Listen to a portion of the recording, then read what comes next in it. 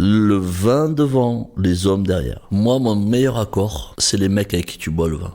Les hommes et les femmes avec qui tu vas boire le vin. Ça, c'est le plus bel accord. On remercie toujours quelqu'un qui va chercher une quille dans sa cave ou comme un bon morceau de viande chez le boucher, tu vois. Je pense que je suis très indulgent avec un vin qui a une étiquette incroyable. Mais parce qu'une belle étiquette t'invite à être attentionné avec le pinard, quoi. Hello les glouters, j'espère que vous allez bien. Bon, parlons peu, parlons bien.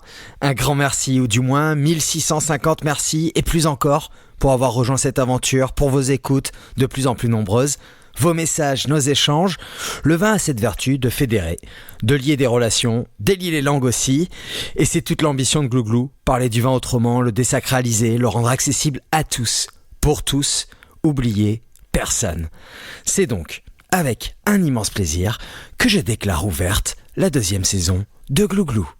Pour cette nouvelle émission, découvrons ensemble ce que le vin dit de Karl Todeschini. Un homme inspiré, inspirant, qui produit des vins sincères avec son frère Yann à Saint-Émilion et Castillon, au château Mango et Labrande. Pour Glouglou, Karl se met à table et nous partage son goût prononcé pour le travail bien fait, non dénué d'exigence, pour la viticulture aussi, qui rythme sa vie, et les moments de partage, la contemplation, ces paysages qui disent des choses, son point de vue aussi sur l'oreille de Trump, sans oublier sa quête perpétuelle du bon produit, ses talents de dégustateur à l'aveugle, ses bons plans et meilleures recettes de pizza napolitaine. Alors un conseil, desserrez votre ceinture, le menu est dense, généreux, une émission maxi best-of, comme on les aime. Je m'appelle Peeves, j'aime profondément les gens passionnés. Nul doute que la personnalité de Karl saura vous mettre l'eau à la bouche. Allez, top générique.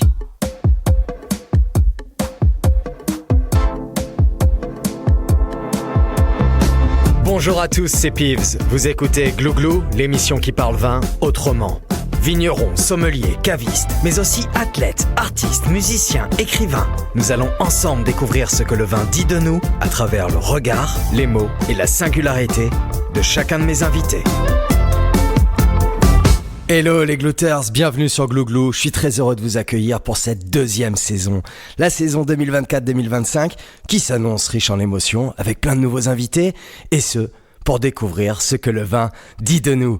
À présent, sans plus attendre et peu importe où vous vous trouvez au moment même où vous écoutez cette émission, je vous demande de faire un tonnerre d'applaudissements pour notre invité du jour, Karl Todeschini. Ciao mon Karl, comment vas-tu ? Super bien Pierre, très heureux, très content d'être dans cette belle émission que j'écoute. J'ai écouté des copains, j'ai découvert des hommes, des femmes et on va essayer d'être à la hauteur. Bon, mais ça me fait plaisir ça me fait très plaisir. Et merci de nous accueillir, merci d'accueillir Glouglou chez toi. On est, chères auditrices, chers auditeurs, à Saint-Émilion, au château Mango, propriété familiale de la famille Todeschini. Et qu'est-ce que tu peux nous dire là sur ce lieu où on enregistre ? Ah là, il y a beaucoup d'histoires. Il y a beaucoup d'histoires. On est dans ce qu'on appelle la salle des gardes du château. Donc on est dans le bâtiment attenant au château Mango, donc construit dans les années 1800. Et là, on est dans la salle des gardes, donc on était dans la Girondine juste à côté, où vivait le personnel à l'époque. Et c'est une salle qui a une charpente, une architecture, des murs extrêmement épais, 3 niveaux différents où vivaient les animaux en bas, le stockage du foin au-dessus. Et voilà, il y a une très grande cheminée derrière moi. Bon, on est sur un podcast, donc il faut imager, mais on vous tout en pierre avec photo. Et cette table là où on enregistre aujourd'hui, qui a, je pense, en a vu passer beaucoup. Voilà. Et oui, alors là, effectivement, j'ai pu poser mon petit studio sur une table de chevalier, les amis. C'est une table en pierre, robuste, solide, et on sent qu'il s'est passé des choses dans cette pièce. Il s'en passe encore. Et il s'en passe encore. Bon, mais écoute, je suis heureux de te savoir en pleine forme, et vous aussi, chers glouteurs, j'espère que vous êtes en pleine forme, que l'été a été bon, que vous vous êtes ressourcés. Karl, à présent, le premier service, j'ai envie de dire l'amuse-bouche chez Glouglou, c'est l'étiquette, c'est le moment où on propose à l'invité de se présenter. Donc c'est à toi. Donc Karl Todeschini, 42 ans, papa de 3 enfants, marié à Laure, qui travaille avec nous, copropriétaire des vignobles de la famille Todeschini, qui regroupe 2 propriétés. Je vais commencer par la plus connue, Château Labrande à Castillon, et ensuite de 34 hectares, et ensuite Château Mango à Saint-Émilion, plus précisément sur la commune de Saint-Étienne-de-Lys. On en parlera tout à l'heure. Voilà, 2 propriétés qui ont 2 vraies personnalités, des propriétés qui appartiennent à notre famille, vu que je suis là avec Yann, mon frère, la 3e génération, depuis 1950, avec un grand-père iconique, un grand-père, on va dire, dense, des parents qui ont beaucoup travaillé, énormément, pour arriver à céder une transmission entre 2008 et 2012, d'un point de vue technique, administratif, financier, etc. Et une pleine possession de la propriété, on va dire, le vrai grand passage de témoin était dans les années 2013-14, où avec Yann, on a eu la chance d'avoir une liberté totale d'entreprendre pour pouvoir aller où on voulait, de la manière dont on voulait, de la façon dont on voulait, avec les moyens que nous souhaitions, etc. Donc une histoire de famille, une histoire de frangins, les Glouters. Mango, ce qui est assez captivant, c'est cet amphithéâtre de vignes, c'est un écrin de verdure. Je vous mettrai quelques petites vidéos que j'ai faites ce matin. Tu t'amusais avec ton drone. Avec le drone, voilà, parce que que raison. C'est sympa, ça nous permet de suite de prendre de la hauteur. Et Dieu sait que c'est bon de prendre de la hauteur par les temps qui courent. Et donc je vous mettrai une petite vidéo que vous pourrez retrouver pour découvrir Château Mango, et puis bien sûr et Château Labrande que vous pouvez retrouver sur Instagram. Mais tout sera en description. Vous connaissez la chanson, voilà, tout simplement. Alors, tu nous parlais 1950, voilà, une histoire de famille, Todeschini, tiens, ça résonne, est-ce que ça serait pas un peu italien? Voilà, donc en fait, nous sommes franco-italiens, nous sommes nés en France, donc Karl ou Yann, on est français, hein, bien entendu, mais nos origines fortes sont saint-émilionnaises et castillonnaises du côté maternel. Donc notre grand-père Jean Petit, qui est en photo juste à gauche là, et du coup qui était l'initiateur sur la partie viticole, hein, sur la partie production de vin. Et de l'autre côté, donc du côté de mon papa, de paternel, on est des immigrés italiens de la région de Bergame. Et à aujourd'hui, pourquoi je dis qu'on est franco-italien? Parce que par ailleurs, à l'origine d'il y a 3 décennies, bon. Mais là, l'idée, c'est que on a vraiment une empreinte italienne dans la famille, parce qu'on a un tiers de la famille qui vit en Italie. Donc on va voir très couramment, ils viennent. Ma tante de Sicile était là il y a 2 semaines, moi j'y pars bientôt. Enfin bon. Et très clairement, on a encore une vraie empreinte de nos origines italiennes. Et il se trouve que dans mon parcours professionnel, j'ai exercé là-bas aussi.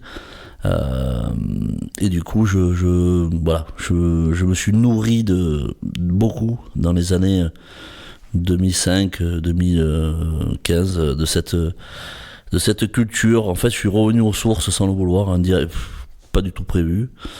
Et voilà, et c'est un des pans de ma petite vie.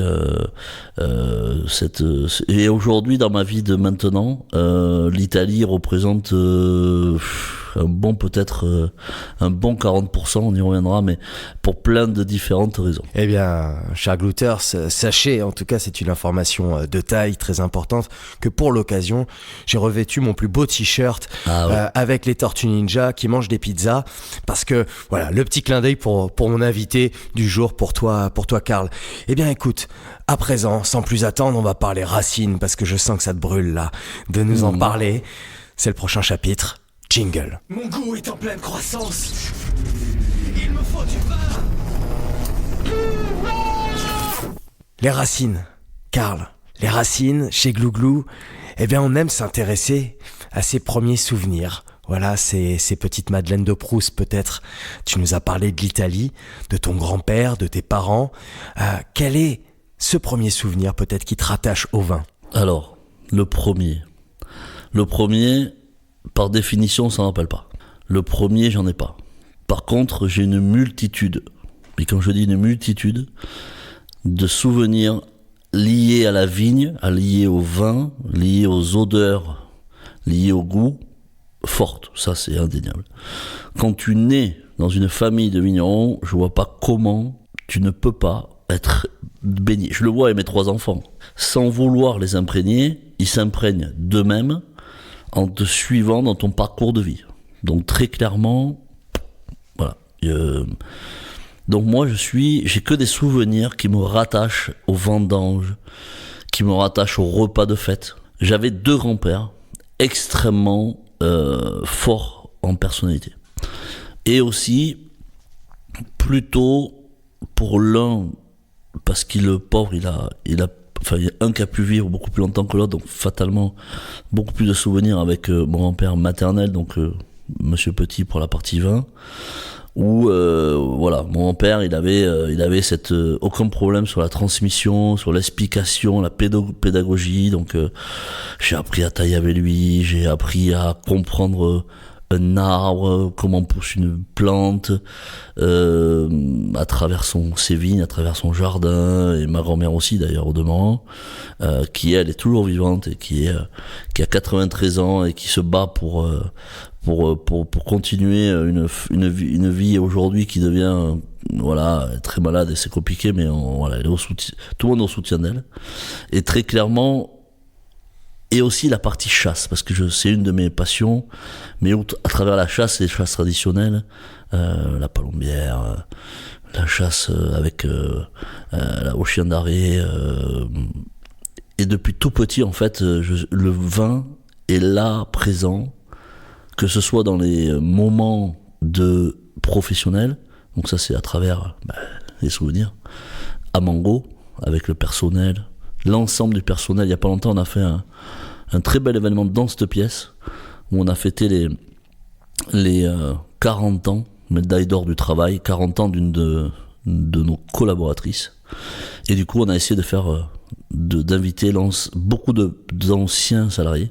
Et du coup, il revient des souvenirs avec un tel et un tel avec qui j'étais monté sur le tracteur, je devais avoir 7-8 ans, on a fait telle opération. Après, on a eu on a eu la possibilité de travailler dès l'âge de 12-13 ans tous les étés, pendant un mois, pour se faire un petit peu de ronde, tu vois. C'est toujours agréable de les dépenser après, de comprendre leurs valeurs surtout. Et je pense que c'est quelque chose que j'encourage tous les jeunes locaux d'aller bosser dans les vignes pendant un mois, mais t'apprends à chier, t'apprends à gagner tes premiers sous, t'apprends à du coup les dépenser bien différemment que quand c'est ceux de tes parents. Et ça, je m'en rappellerai toujours. Et au final, voilà, donc il y a plein de souvenirs comme ça. Et franchement, le vin, mais à tous les étages, quoi. Parce que il y avait toujours du vin, quoi. Et je pense que tu peux pas, quand tu es dans une vraie famille de vignerons qui le vit pleinement, être désinhibé de ça, quoi. Voilà. Oui, donc bercé par le vin en permanence. Est-ce qu'il y aurait un souvenir, une anecdote peut-être qui te marque plus que les autres, un moment privilégié que tu aimerais nous confier? Moi, je me rappellerai toujours d'une phrase de mon grand-père pour un repas de Noël, il y a, 15 ans, où avec Yann, on sortait nos premières, nos vins, enfin, c'était nos vins, quoi, c'était le haut de gamme, mes parents faisaient des vins extraordinaires, c'est pas la question, mais on avait sorti nos vins, quoi. Donc c'était dans les années 2015 où on lui faisait goûter les 2009. Les vins les plus chers de notre gamme. Et je me rappelais toujours pour un repas de Noël, les gars, les ouvrez pas. J'ai dit quoi, les ouvrez pas? Nous, on avait une fierté folle de lui faire goûter.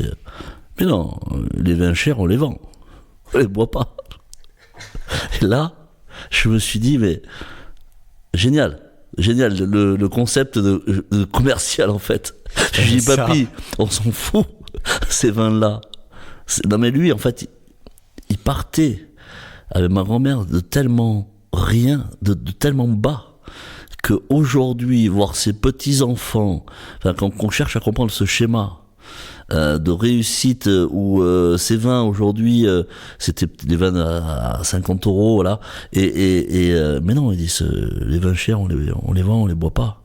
On enrichit l'entreprise de son commercialement, et je lui dis, ben non, papy, justement, ces vins-là, on va les partager ensemble parce que la famille doit On doit boire ça, quoi. Et on doit boire que le meilleur. Et après, derrière, il avait bien compris que c'était super bon. Et du coup, il n'y avait aucun problème. C'est bon, il et a son su précepte, changer. Ah non, mais c'était l'homme le plus moderne que j'ai connu sur les 40 dernières années. Je vous jure que c'était l'homme le plus moderne. On retrouve des outils marketing des années 80, serviettes de plage. Je vous jure que c'est vrai. Bob, casquette. Il était dans une... c'est l'ancêtre du Paris Saint-Germain en termes de goodies. Je pense que c'est pas possible.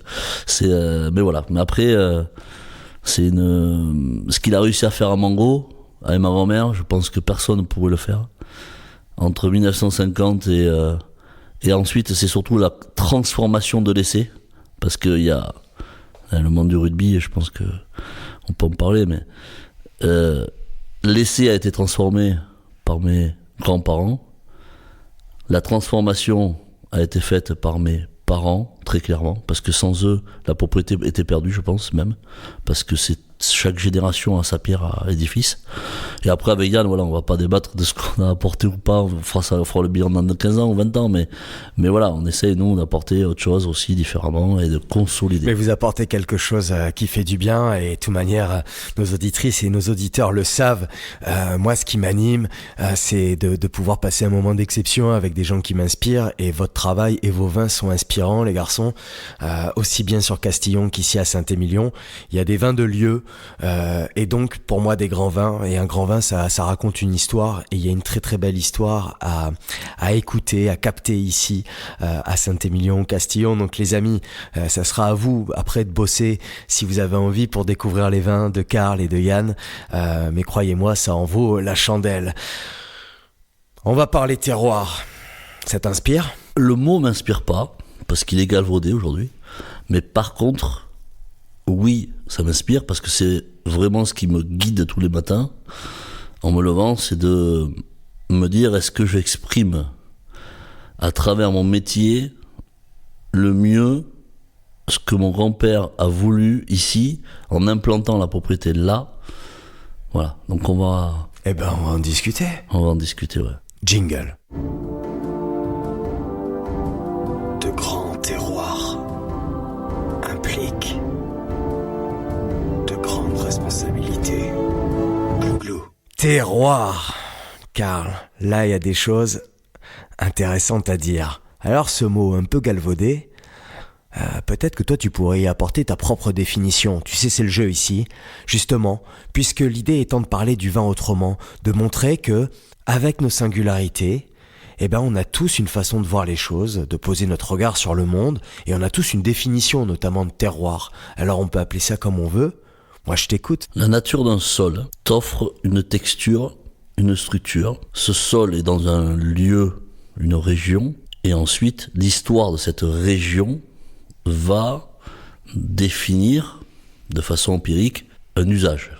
À Mango, à Bordeaux, à Saint-Émilion, à Saint-Étienne-de-Lys, à Castillon, l'expression du Merlot, du Cabernet Franc, du Cabernet Sauvignon et d'autres cépages a été, et encore, on va dire, conçue d'une certaine manière. Moi, mon travail, c'est d'essayer d'avoir la plus pure, la plus précise expression de ce sol, de ce sous-sol, dans cette ambiance, dans ce climat et dans un peu l'univers. On a la chance, à Mango, à la Brande, d'avoir, c'est extrêmement rare et c'est peut-être la spécificité de Mango, 40 hectares de propriété sur un carré. C'est un carré de 40 hectares. Donc, avec à l'intérieur 35 hectares de vignes. Un parc d'1 hectare, 2 hectares de bâtiments avec les cours intérieurs, machin. De façon très modeste, parce que on est sur quelque chose qui a évolué dans le temps et il y a très peu de constructions neuves en définitive. Du coup, on a un vrai univers. C'est-à-dire que quand un visiteur vient à Mango, professionnel, particulier, amateur, qui ne connaît pas Mango, il arrive ici, et d'ailleurs tout à l'heure avec ton drone tu m'as dit mais c'est chez vous là? J'ai dit oui. On a vraiment, et en plus les bâtiments sont au cœur vraiment au cœur du réacteur. Donc quand tu es à Mango, tu as vraiment autour de toi 12 hectares de plateau à 40 mètres devant la propriété, ce que j'appelle les pieds de côte. Tu as à l'arrière tous les coteaux qui t'emmènent sur les terrasses et qui t'emmènent sur les plateaux. Donc le terroir, c'est ça. C'est un lieu qui a été peaufiné par les érosions, par le retirement de la mer. Si je t'amène sur les plateaux, on fait une fosse tous les deux tout à l'heure, je te montre des sables blancs comme à Punta Cana, alors qu'on est sur un plateau de calcaire. Tu me dis, mais qu'est-ce que c'est cette affaire? Ben, ça s'appelle résidu lacunaire. Donc tu as, quand on te parle de l'argilo-calcaire de Saint-Émilion, oui, bon, ok. Oui, c'est le gros titre. Non, mais c'est intéressant, mais c'est faux. Je t'emmène à 5 mètres à côté, tu as un argilo rouge sur une dalle. Et notre travail, c'est quoi donc? Si on parlait de ce terroir, c'est d'aller exprimer au mieux l'essence. Et c'est là que ça devient très compliqué, parce que là, on n'est plus dans l'automatisme et on n'est plus dans le conventionnel de notre métier. On n'est plus en train de faire pousser un clone sur un porte-greffe, sur un sol, etc., etc. Donc moi, mon obsession est d'être perpétuellement dans la précision, perpétuellement dans la compréhension de ce que j'ai en sol, en sous-sol, pour pouvoir y adapter la meilleure plante, le meilleur cépage, etc., etc., et en déduire un mode de conduite qui va m'amener à la production de grands raisins. Et derrière, et ça c'est pas Carl, c'est toute l'équipe autour de moi, c'est d'interpréter cette partition, ces raisins, pour en avoir un jus, puis un jus fermenté, un vin, qui va refléter tout ça. Sans l'artifice de la technique, parce que je ne supporte pas la technique, sans l'artifice de monsieur un tel ou monsieur un tel, le vin doit se suffire à lui-même. Le vin devant, les hommes derrière. Tous les grands vins sont connus pour leur nom, mais pas pour le nom de celui qui les produit. Nous sommes que de passage, ici. Les photos qui sont à ta droite, Pierre-Yves, ce sont des générations qui se suivent. Ce qu'on retiendra, c'est le vin. C'est tout. Donc le terroir, tu vois, nous a amenés sur plein de sujets différents. Donc le terroir, c'est le mot terroir n'a pas de définition, n'en aura jamais, et tant mieux. Après, la France est riche de très grands terroirs. J'ai une carrière professionnelle internationale.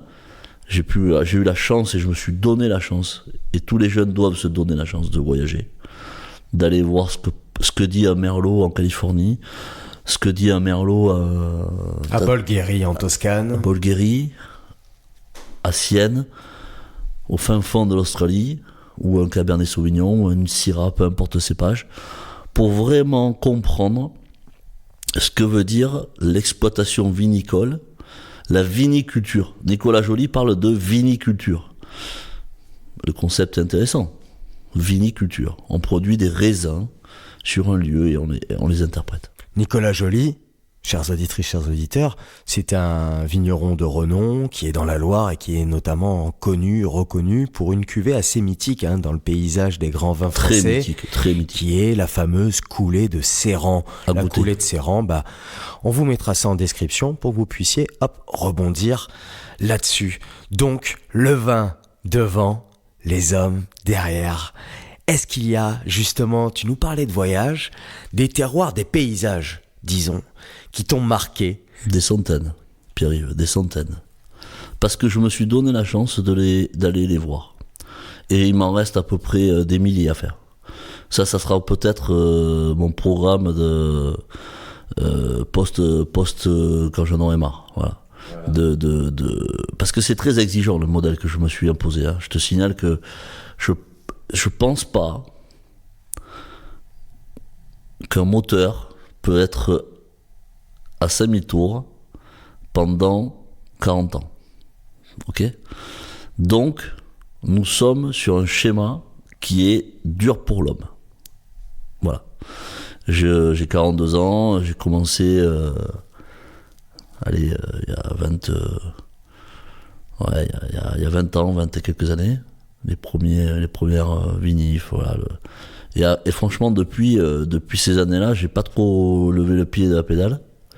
Je commence un peu à me dire qu'il faut que je relâche un peu le truc, parce que voilà, ton corps aussi t'explique des fois que tu... parce qu'après, il y a le domaine du sport aussi où j'ai beaucoup donné. Donc il n'y a pas que l'aspect professionnel, mais enfin le sport je l'ai arrêté quand il a fallu vraiment travailler, parce que les deux n'étaient pas compatibles. Vous faisiez du tennis de table. Ouais, voilà, du tennis de table avec crampons et raffus, avec une tranche pastèque. Non, mais je veux dire par là qu'il me reste tellement de paysages à voir, parce que je suis fan de ça. C'est-à-dire que l'œil pour moi est plus important que tout. Et un paysage, une vigne, une plante, un arbre, moi je peux rester un quart d'heure devant un chêne, majestueux, de son équilibre, de sa pousse, etc. Comme être triste de voir un arbre souffrir, mourir par asphyxie, etc. Et c'est pour ça que le dérèglement climatique actuel me rend assez triste, parce que on voit vraiment qu'il y a un bouleversement, un changement, une perturbation écologique, tu vois. Et je suis pas... moi, je suis un amoureux de la nature. Quand je chasse, en fait, c'est pour avoir cette relation avec l'oiseau. Le tir, pour moi, ça sert à rien. En fait, tu vois, c'est une chasse à la palombière. Le travail qu'on réalise à la palombière avant, pendant et après est énorme. Le tir, c'est pas important en fait, vu que l'idée c'est d'aller naturellement faire descendre un oiseau de 400 mètres qui est en groupe, ils sont 500, il y en a 500, et que tu vas vraiment avec tes armes, rien, juste de l'intelligence, du savoir-faire, de l'expérience. Et puis mes collègues, ils sont tous jeunes, hein, entre 85 et 50, si tu veux. Donc voilà, c'est plutôt un appel à l'expérience. Mais voilà, donc pour les paysages, j'en ai vu beaucoup. J'ai été bluffé par les paysages californiens. Moi, j'étais sur la Sonoma Valley pendant un petit bout de temps. On était un groupe de potes. On s'est payé quelques trajets de route pour pouvoir aller découvrir. C'était incroyable. Ensuite, j'ai eu la chance avec mes parents ils nous ont offert l'ouverture sur le monde, donc on a beaucoup voyagé. Donc l'Australie pendant un mois, plein de pays différents, etc. L'Europe, l'Afrique. Enfin, honnêtement, on a une culture de l'œil. Je sais pas si ça existe, la culture de l'œil. Mais ton œil apprend à reconnaître les belles choses. Et à comprendre. Naturel. J'ai un peu plus de mal, tu vois, avec mon œil, à aller regarder un tableau pendant 1h30 dans un musée. Tu vois, le mec en face de toi. J'ai écouté ton podcast avec Joël Dupuche. J'adore le personnage parce qu'il a une sensibilité, une immédiateté aussi, ouais, dans le moment. Primitif. Moi, j'aime le moment, j'aime l'immédiateté du moment. Il disait que lui, il avait une vision à 2-3 heures dans la gestion. Je t'avoue que je suis un peu comme ça, quand même. C'est-à-dire qu'à un moment donné, je peux passer 3 heures avec un type que j'ai jamais vu parce que je le trouve génial, ou au demeurant essayer en 2 minutes de m'échapper si c'est pas intéressant, parce que la perte de temps, voilà. Je suis pas très politique des fois. Et tu vois, c'est intéressant. On parle là du regard.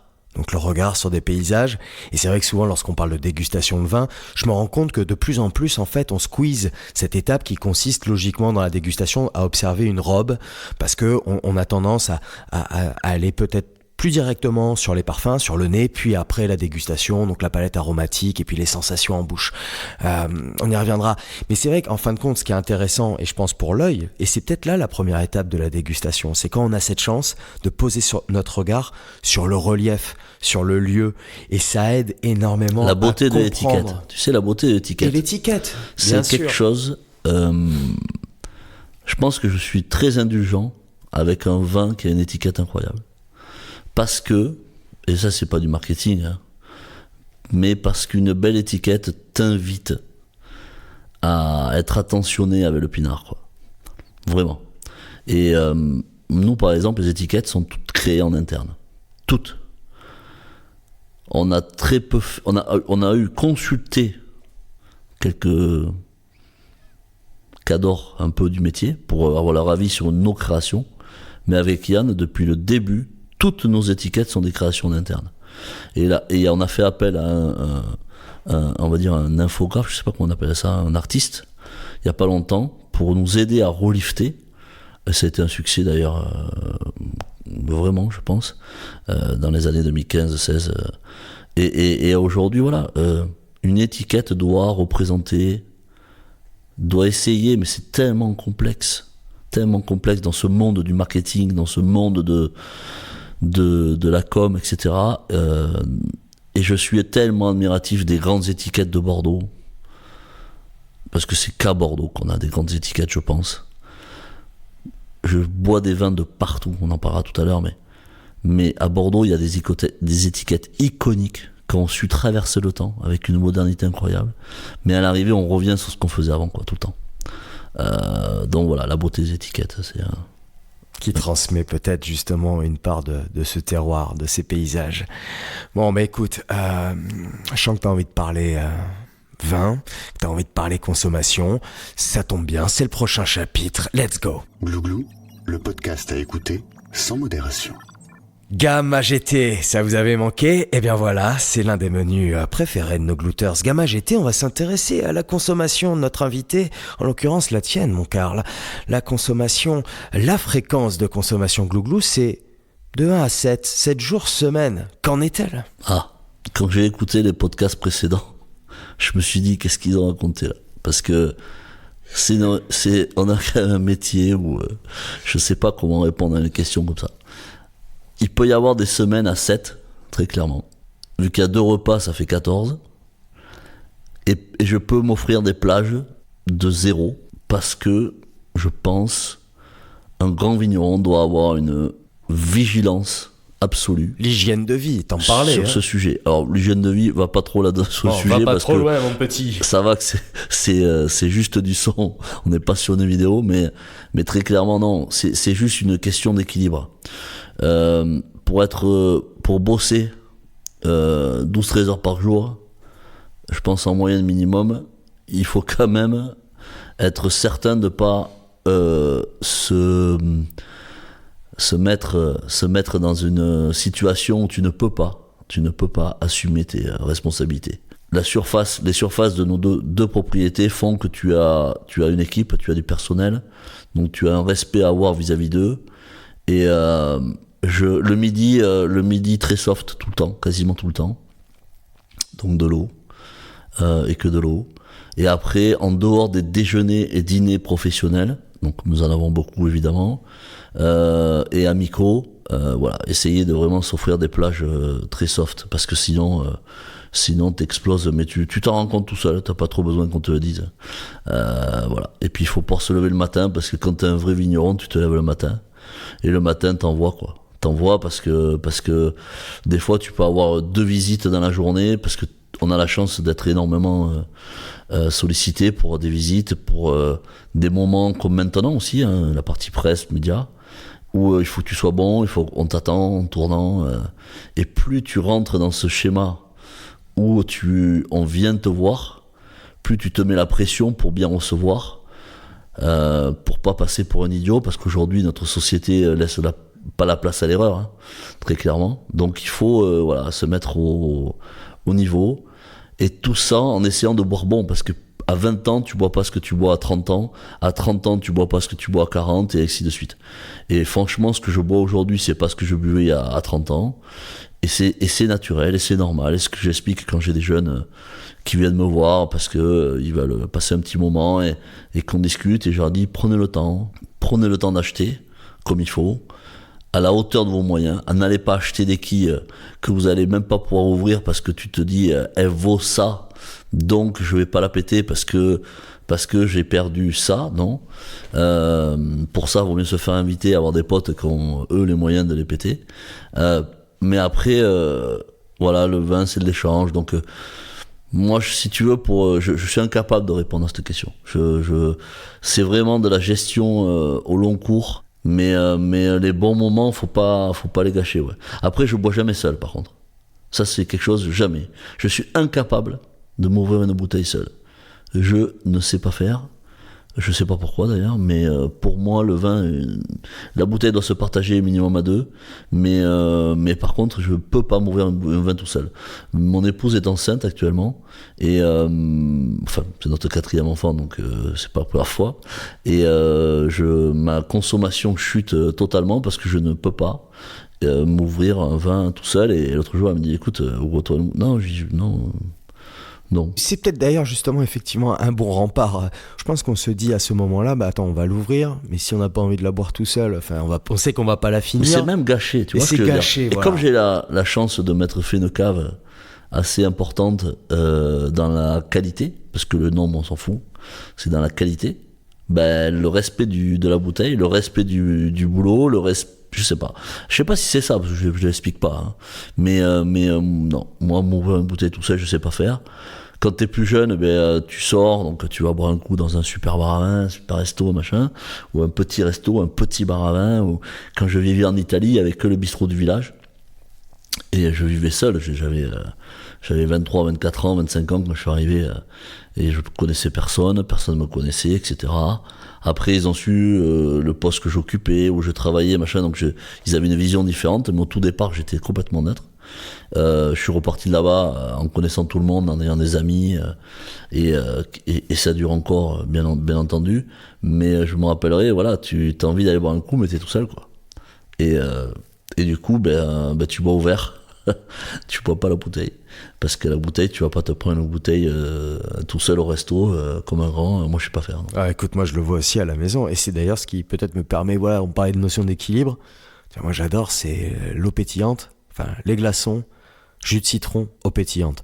Je pense qu'en fin de compte c'est ma boisson numéro 1. J'en enquille des litres et des litres et le soir il est hors de question, voilà, qu'on s'ouvre une bouteille, même des fois à 2, parce qu'on sait qu'on va pas aller jusqu'au bout de la bouteille et donc par ce respect-là, je me dis ça peut être gâché. Quand t'as beaucoup d'occasions en fait, tu vois, ce soir j'ai un dîner, je sais pas ce que je ouvrirai, mais je pense que on va ouvrir beaucoup parce que le tarif d'une soirée chez un vigneron, à moins d'une bouteille par personne, c'est impossible. Enfin, ça n'existe pas. Enfin, surtout quand les vins sont bons et choisis et réfléchis, tu vois. J'adore cuisiner, donc forcément.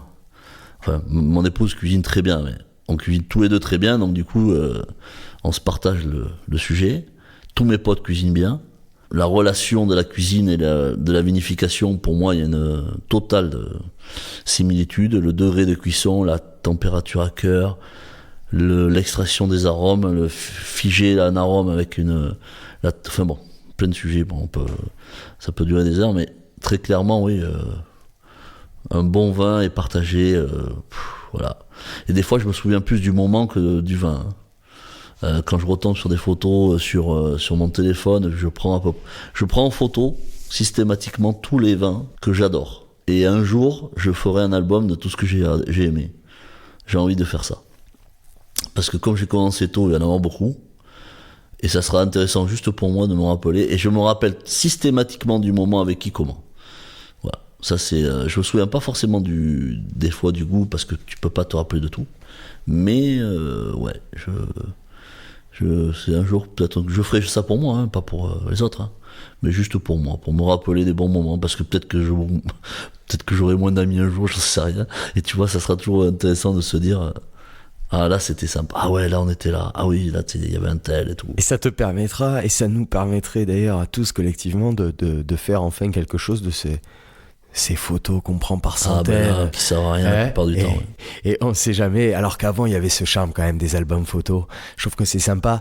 Et je pense qu'en fait, l'une des vertus justement du vin et de cette passion qu'on partage, c'est aussi de stimuler notre mémoire. T'en parles parce que il y a des bouteilles qui marquent. On peut se souvenir parfois du goût, parfois non, mais aussi justement du moment qu'on avait partagé, des personnes qui étaient là, des sourires, des nouvelles fêtées, voilà, c'est des moments de vie. Et dans la technique de la dégustation, notre père nous a beaucoup fait goûter à l'aveugle.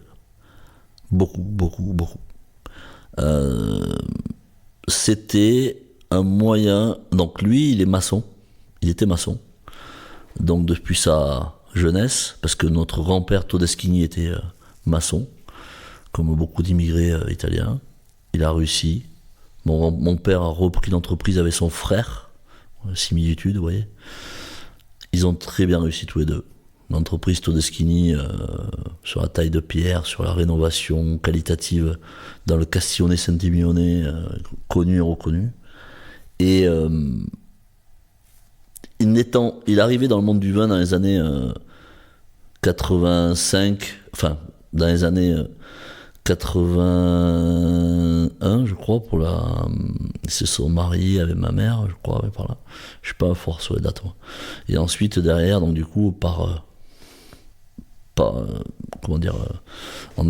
ayant un beau-père comme il avait, forcément, tu t'imprègnes. En tant que maçon, tu t'imprègnes. Donc, et je me rappelle bien qu'il buvait pas trop de vin à l'époque. Et du coup, il est rentré dans le monde du vin par alliance. Et derrière, il a appris beaucoup. Il se trouvait qu'il avait énormément de clients vignerons. Donc du coup, il a pu... voilà. Et il a commencé dans le vin à fond dans les années 90. En total néophyte, avec une vision d'une modernité, je pense, absolue, par rapport à un modèle qui était imposé dans les années un peu 90, très, très, très, très systématique. Beaucoup marchaient dans le même sens à l'époque. Et du coup, il s'est entouré de potes ou de clients qui l'ont conseillé pour donner à Mango un souffle qu'il n'avait jamais eu. Donc, il est parti d'un principe clair, on ne fait pas un grand vin sans un grand raisin, donc restructuration du vignoble à 2000%. Et ensuite, on ne fait pas un grand vin, on ne transforme pas un grand raisin sans un bâtiment de vinification. Réfection totale des bâtiments. Et clairement, quand tu visites Mango aujourd'hui, tu vois son travail à lui. Et du coup, la première bouteille en grand cru, c'est en 92, hein, c'est hier. C'est hier.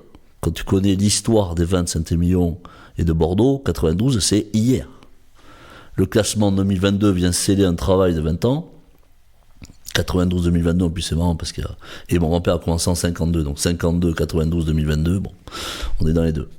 Et voilà, donc il y a un travail qui est dans on parlait de la dégustation à l'aveugle, c'est la capacité, la mémoire à se souvenir, la mémoire d'apprendre de ses erreurs, parce qu'à la dégustation à l'aveugle, tu apprends pas forcément de tes réussites. Non, et on tu se apprends de tes souvent, échecs. c'est ça qui est génial. Et c'est surtout que ça apprend aussi à s'exprimer, la dégustation à l'aveugle. C'est-à-dire qu'on en fait de temps en temps entre amis, et la capacité en public d'exprimer un sentiment, ou même de décrire une olfaction, un goût. Moi j'ai la chance de goûter avec des gros calibres, des potes qui sont monstrueux. J'apprends à travers eux, j'apprends à travers aussi la qualité des vins qu'ils m'offrent à la dégustation. Ça c'est un sujet hyper important. Ayez des amis qui ont des belles caves, parce qu'ils vous font évoluer. Moi je peux pas les citer ici, mais j'ai 2-3 potes qui m'ont ouvert les yeux sur des sujets, sur des goûts, sur la culture des appellations françaises que je n'avais pas du tout. On y revient au regard, à la vision moderne de ton grand-père, et là ouvrir des yeux par le biais de flacons. Et donc je vous appelle, chers glouters, à garder toujours les yeux grands ouverts, et donc la curiosité, parce qu'on apprend tous les jours, et on est toujours tenté d'y glisser une généralité. J'aime bien cette région, j'aime pas cette région. Vous pourriez passer à côté de beaucoup de choses et d'être surpris, et je crois que c'est ça ce qui est beau dans la vie, c'est d'être surpris, d'être émerveillé, et de continuer, comme tu disais, en fin de compte, à pas goûter les mêmes choses qu'il y a 10 ans et qu'il y a 20 ans, et d'évoluer comme ça, mais de pouvoir s'aguerrir. Et puis parler du vin, c'est pas facile, donc on va t'attendre lors de la dégustation à l'aveugle, parce qu'elle sera bien là. Je t'ai préparé un petit canon, mais là aussi c'était peut-être un brin d'ADN, du moins un des socles que je souhaitais bâtir pour Glouglou, c'est de montrer justement qu'on a tous des façons de parler du vin. Bien sûr. différemment. Bien On sûr. en parle différemment et De c'est le ça vivre. qui est bien. Et de le vivre. Et donc, et d'accepter l'autre en fin de compte. C'est aussi accepter nos différences sur nos choix des mots, sur notre façon de ressentir un parfum, une odeur. Et puis au-delà de cette dégustation peut-être assez classique, on va essayer de voir, voilà, est-ce qu'il y a une bonne acidité, des bons tanins. C'est aussi qu'est-ce qu'on ressent. C'est aussi donc du lâcher prise. Et donc de pas avoir peur de prendre la parole pour parler des vins. Chères auditrices, chers auditeurs, voici le petit conseil du jour. À présent, j'ai envie d'entendre ton petit cœur qui bat, ce petit cœur tout chaud. C'est maintenant, jingle. Glou glou. Pour l'amour du goût. Coup de cœur, coup de foudre, les amis, c'est maintenant, on est au Château Mango. Dans une pièce assez extraordinaire, qui a un sacré vécu, en face de notre invité du jour, Karl, qui nous reçoit. Et mon Karl, bah là, c'est le moment de se mettre à table, d'ouvrir ses tripes et de nous confier quels sont tes coups de cœur, tes coups de foudre. Et peut-être qu'on pourrait commencer, si tu le veux bien, avec cette bouteille qui te laisse un souvenir impérissable. Là, tu peux me mettre en difficulté parce que je dois avoir un coup de cœur par mois. C'est un peu le problème. C'est-à-dire qu'en fait, j'ai des souvenirs. Moi, j'avais appelé ça des souvenirs. J'ai des souvenirs incroyables où des fois même la chance de pouvoir goûter un vin comme ça t'émeut. Je me rappelle d'un Château Giscourt 1900. C'était juste incroyable. Je me rappelle d'un nez impossible. C'était un nez qui était répulsif.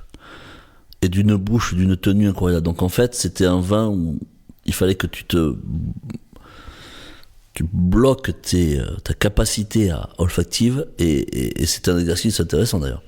Et aller dans le vin. Voilà. Ça, c'était la chance qui m'avait été donnée sur un repas incroyable pour les 50 ans d'un ami, où je crois que le vin le plus jeune devait être 1980. Ensuite, j'ai eu...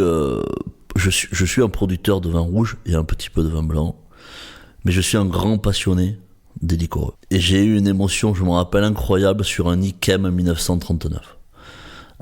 Bu entre amis lors d'un dîner dantesque. On a fini par un Ikem 39 après une suite de vins.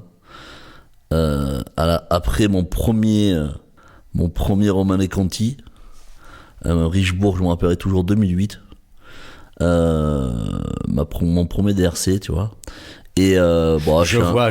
J'ai un ami, Je vois pas encore. j'ai un ami qui est incroyable de générosité, etc. Enfin, et du coup, ce Ikem 39, qui était à l'époque le plus vieil Ikem que j'ai goûté.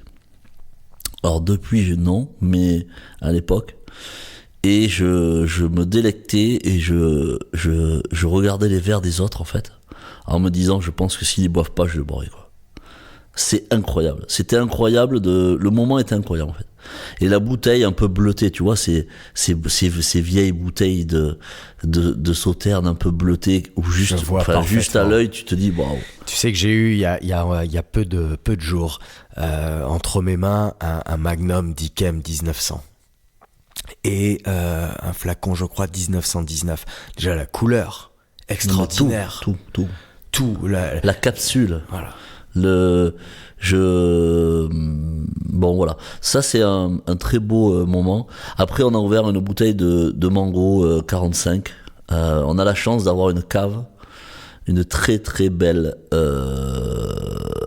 cave du château. Bon, t'as prévu de m'y amener après, j'espère. Si tu veux, avec plaisir. Et si tu veux, on a vraiment beaucoup de millésimes dans les années 45, 47, 42, 49. Et ensuite, on a un petit trou, bien sûr, comme beaucoup, à cause de tout ce qui s'est passé. Et après, on a beaucoup des années 70 à aujourd'hui. C'est-à-dire qu'on a, je sais même pas combien on en a, je suis incapable de dire, mais peut-être 5000, 6000 en tout global. Et bon, bien conservé, mal conservé. Bon, après ça c'est l'histoire du vin, mais et là aussi quand même ça avait été incroyable de goûter ça. On avait goûté ça sur on en a tellement peu qu'il faut sélectionner les moments. Et je me rappelle, c'était avec un bon groupe là aussi. Donc là il y avait quand même un coup de cœur incroyable. Et je te dirais qu'en fait je suis tellement j'adore être bluffé par un pinard. à 5 euros, à 10 euros, à 15 euros, enfin voilà. Je ne suis pas un buveur d'étiquette. Je ne supporte pas aimer un vin pour ce qu'il est en tant que tel. Je peux être hyper dur, hein. Je suis très dur avec mes vins. Je pense à moi-même aussi, mais je suis très dur avec un vin qui n'est pas à la hauteur de l'événement, qui n'est pas à la hauteur. Par défaut, par manque de maîtrise. Pour moi, quand tu ouvres une bouteille d'un certain niveau, d'un certain calibre, le vin doit être à la hauteur de la marque. Et je pense qu'il y a une indulgence incroyable par rapport à certains pinards où tu te dis... Mais après, le goût de chacun, on se renferme sur le goût, hein, donc le goût de chacun, voilà, le niveau d'expertise de chacun, donc il n'y a pas de sujet, quoi. Enfin, voilà. Chaque vin vivra à travers le temps, et puis il peut être bon 20 ans plus tard et incroyable 30 ans plus tard, comme être détestable les 20 premières années de sa vie, voilà. Enfin, les vins passent. Un peu comme certains humains. Les hommes aussi. Mais alors, parlons des hommes. Et puis d'ailleurs, peut-être faisons un petit coucou, si tu le veux bien, à celui qui est quelque part à l'origine du passage de relais. Un certain nom Guillaume Poutier, qui est passé par Glouglou sur la saison 1. Donc Guillaume qui est le capitaine. C'est pas lui qui avait dit... Qui avait dit il faudrait que tu... Mais bien sûr, le passage de relais donc de Guillaume Poutier, les Carmaux-Brion. Donc là aussi, une personnalité inspirante. Je sais que cette émission vous avez beaucoup plu, chers Glouters. Et puis si vous ne l'avez pas encore écouté, c'est dispo partout. Vous connaissez Le Chemin, Spotify, Apple Podcasts, Deezer. Mais donc, je pense que Guillaume fait peut-être, tu me l'avais dit, fait partie de ces rencontres déterminantes. Moi, j'aimerais confier ici une petite anecdote. La première fois que tu m'as fait visiter Château Mango, j'ai entendu 2 noms de vignerons dans Vaucher, où je me suis dit, tiens, c'est intéressant, ou tiens, il y a une singularité. Le premier, c'était justement Guillaume. Tu disais, voilà, t'inspirer et échanger avec Guillaume Poutier au Carmaux-Brion pour sa vision. Et le deuxième... Ce qui est peut-être un peu moins commun, je trouve, quand même, pour la région du Bordelais. Tu m'as cité un vigneron que j'aime beaucoup, qu'on trouve dans le Beaujolais, un certain Jean Foyard. La chance qu'on a, avec Yann, c'est qu'on a été des jeunes qui ont débuté dans les années 2008-2010. Et on a fait notre boulot dans notre coin. On a essayé de le montrer, de l'expliquer. Et jusqu'en 2015-18, je pense qu'on était vraiment dans l'explication de ce que nous faisions. Et du coup, on a attiré, je pense, l'attention, parce qu'il faut attirer l'attention. Et ensuite, on a essayé d'expliquer avec nos mots, avec nos valeurs, avec nos erreurs aussi des fois, la voie, le chemin que nous voulions entreprendre. Vu que c'est une entreprise, on entreprend. On entreprend quand on va choisir tel cépage, quand on va choisir tel process. Et d'ailleurs, la voie prise entre 2008 et 2015 n'est pas la voie entre 2015 et aujourd'hui. Je parle de la voie comment produire un vin. Je ne parle pas de la partie viticulture, parce que la partie viticulture, là, on est sur un travail au long cours où il n'y a rien qu'à changer, mis à part qu'on s'adapte chaque millésime à la situation. Et en ce moment... l'adaptation et l'agilité, je pense que il faut être bon là, parce que c'est chaud, de chez chaud. Mais Guillaume est un très bon ami. Moi j'ai quelques pairs professionnels. Je m'épanche pas dessus des fois, parce que je pense que c'est important de garder ce côté mystérieux. J'ai la chance d'avoir une équipe de grande qualité aussi. On a la chance de travailler avec... quand je dis l'équipe, c'est l'équipe interne à Mango, mais aussi on a une équipe de conseillers techniques, physiologiques. C'est-à-dire que vraiment, sur la partie viticole, j'ai quelqu'un qui s'occupe... Pour moi, la vigne, c'est un athlète. Hein. Et en plus, avec le réchauffement climatique, il faut un grand athlète. Mais sans dopage. Là est la subtilité. La grande subtilité. Donc, sans dopage, quand tu es en agriculture biologique et en biodynamie, on n'en a pas parlé, mais 100% de nos vignobles sont conduits en agriculture biologique, donc les 65 hectares, et c'est dur. c'est très dur. Du coup, il faut un athlète. Et ensuite, quand tu as réussi à produire ces grands raisins, il faut les transformer. Et là, tu fais appel à d'autres conseillers. Et ensuite, pour le commercialiser, et oui, c'est dur de commercialiser un grand vin. Ça, c'est un sujet aussi. Et du coup, il faut avoir des relais de communication. Il faut avoir des aides, il faut avoir des amis qui te veulent du bien. Et Guillaume est quelqu'un qui nous a aidés à faire comprendre ou à faire goûter nos jus. Voilà. On s'appelle souvent, on échange sur tout, pas forcément sur le vin d'ailleurs. On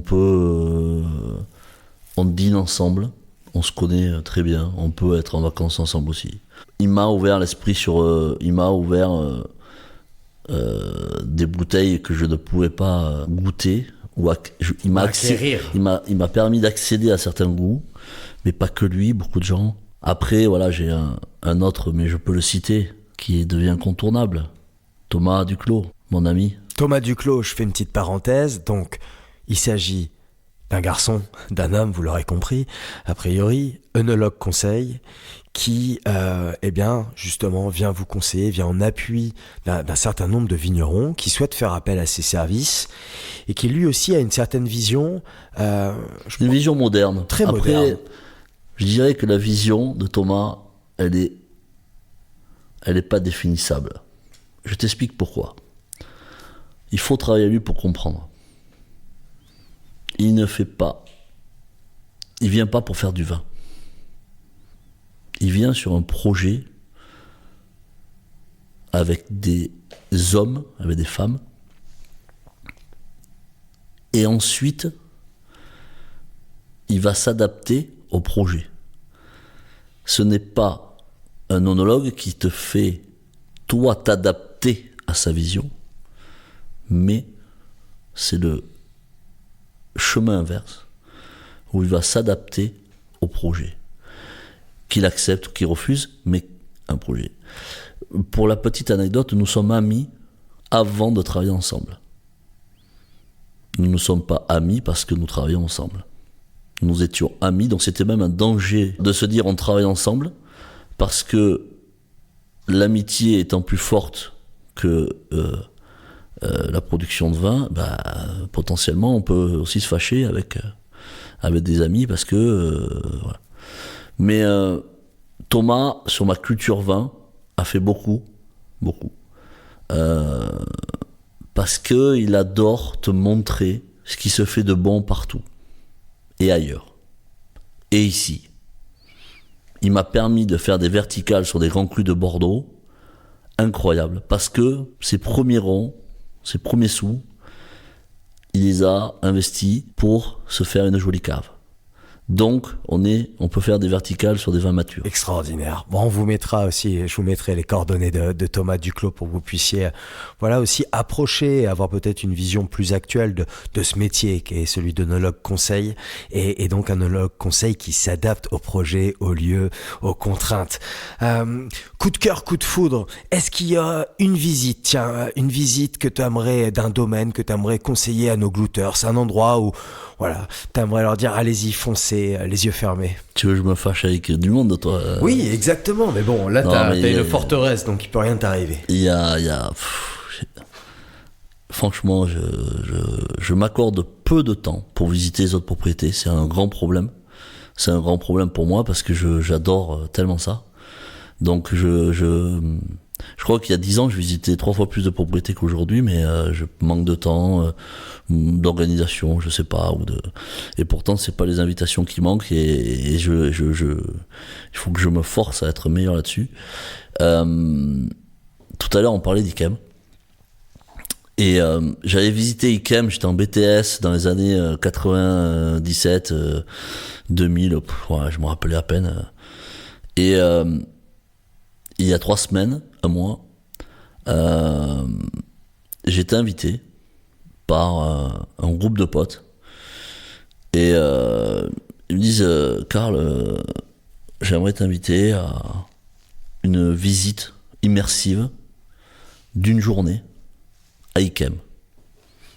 Et avec un déjeuner dans le château. Aïe, aïe, aïe. Et reçu par mon pote Lorenzo Pasquini. Mais mon pote qui m'a invité ne savait pas que je connaissais Lorenzo. Qui Lorenzo, est italien, qui qui est le est un super mec. directeur, et qui est Super le mec. directeur de Château Yquem. Qui est un super mec. Que je connaissais quand il était à Giscourt. Franchement, cette journée-là, je remercierai mon ami maintes fois dans le futur, parce que elle sera là pour longtemps.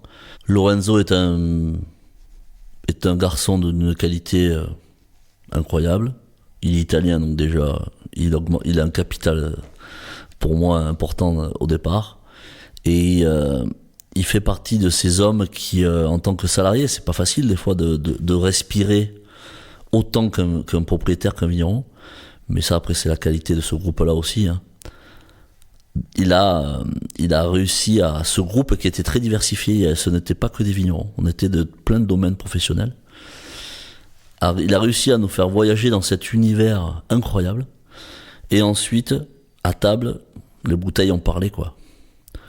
Et Yquem, sur 7-8 millésimes, sur tout un déjeuner, je l'avais jamais fait. En tant qu'amoureux d'Yquem, en plus, je pense qu'il était super content parce qu'il sait que je suis amoureux d'Yquem. Donc, et j'en achète pas mal. Quand j'en trouve et surtout des vieux, parce que c'est ça qui est intéressant en fait. Et les jeunes, il faut les acheter pour les faire vieillir. Ou les acheter plus tard. Mais au final, c'était incroyable. Et je vais pas faire de teasing, mais dans quelques mois, vous verrez quelque chose à Yquem incroyable. Il faut aller visiter. Vous verrez une nouveauté. Je pense que personne n'est au courant. Nous, on a eu la chance de voir. Mais un outil de visite qui est juste dingue. Et vous verrez, qui est pas du tout dans les nouvelles technologies à 2 balles. Là. Voilà. Là, tu vis le moment présent. Vous verrez.